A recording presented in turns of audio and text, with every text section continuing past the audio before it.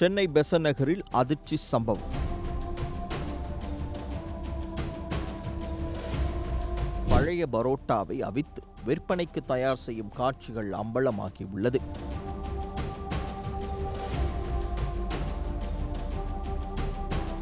சென்னை பெசன்ட் நகர் சர்ச்சுக்கு அருகில் உள்ள திடீர் நகர் நுழைவாயில் பகுதியில் அமைந்துள்ள சாலையோர உணவகம் ஒன்றில் பொதுமக்களின் ஆரோக்கியத்தோடு விளையாடும் அவலம் ஒன்று அரங்கேறியுள்ளது. முந்தைய நாள் விற்பனையாகாமல் மீந்து போன பழைய பரோட்டாக்களை அந்த உணவக ஊழியர் ஒருவர் இட்லி தட்டு வேக வைக்கும் பாத்திரத்தில் வைத்து மீண்டும் ஆவியில் வேக வைக்கும் காட்சிகள் தற்போது வெளியாகியுள்ளன. அவ்வாறு சூடாக்கப்படும் பழைய பரோட்டாக்கள் புதிய பரோட்டாக்கள் போல பொதுமக்களுக்கு அங்கே தடையின்றி விற்பனை செய்வது அம்பலமாகியுள்ளது.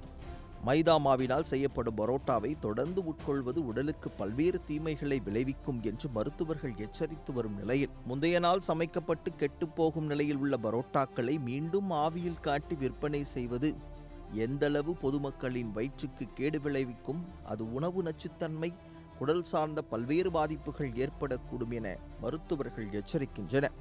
விதிமுறைகளை முற்றிலும் மீறியிருக்கும் இந்த உணவகத்தின் மீது நடவடிக்கை எடுக்க வேண்டும் என பொதுமக்கள்